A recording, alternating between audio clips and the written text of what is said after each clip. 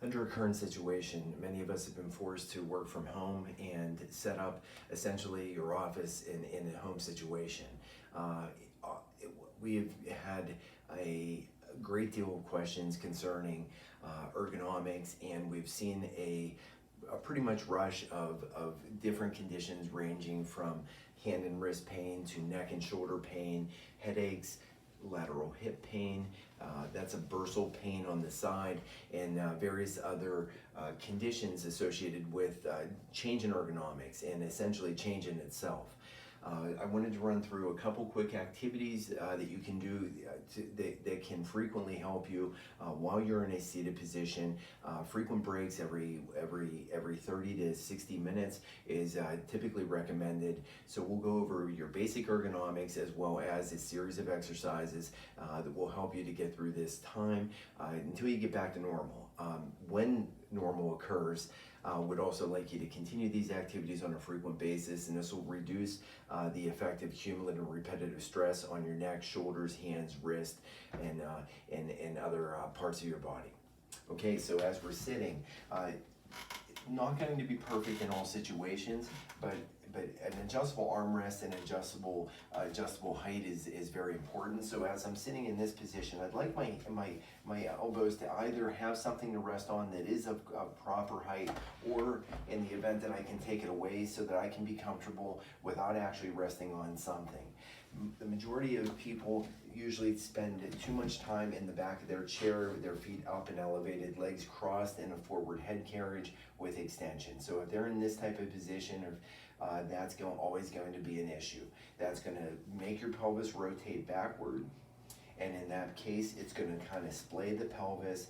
The external rotation of the hips is going to cause problems here and out here. So what I'm doing is I'm advising you, depending on your height, to move forward on the chair and to actually use a pivot situation so my head remains over my shoulders and I can work in this type of position for a longer period of time without experiencing difficulties.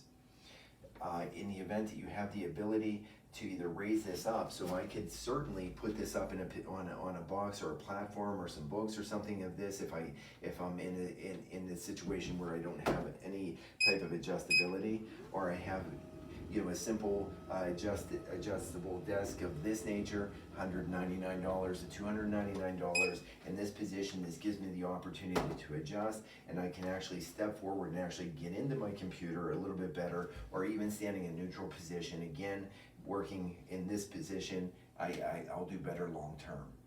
Okay, so from that position, you get the basic understanding. You want to keep your head with your shoulders and actually get into the work that you're doing. That's always going to keep you the most safe, whether or not you're at a computer or whether you have a more physical job. From an exercise standpoint, if you're sitting for any length of time, it does you well to make sure that you're using your squat to get up and down, and also to use your Brugger position or your Brugger's relief frequently to relieve neck and shoulder discomfort. Coming back this way, it's also advisable to frequently do a cat-cow position such as this, and giving yourself mobility. And then again, 5 repetitions for a 3 to 5 second hold usually is enough to sustain. Your third exercise I frequently show would be a crossed knee if you're able, pulling straight up and across. Again, also very important to keep the curve in your lower back, and oftentimes at that point, not a whole lot of pull even has to happen. You'll feel the stretch throughout your lateral hip and buttock. Okay, from a mobility standpoint, if I come into a position such as this, and it can be done seated or standing, if I come into a position, I can go up against a wall like this, put my elbows here, drop my head inward, and extend my upper back. If I do that, it helps create thoracic mobility. That also helps to relieve a lot of the frequent tensions that are associated with sitting for long periods of time. Another exercise would be simply doing a down dog type position, such as this on the wall with extension of the middle back.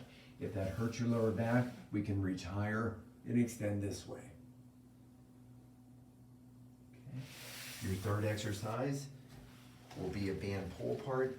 You can use a Wriggler strap, wrapping around your wrist and your hand, and just pulling apart this way, squeezing between your shoulder blades. Okay.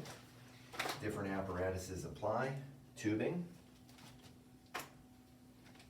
can be done easily as well, and pulling apart, or even a band small loop where you're doing external rotation of the shoulders and squeezing between the shoulder blades. Thank you, and I hope it helps.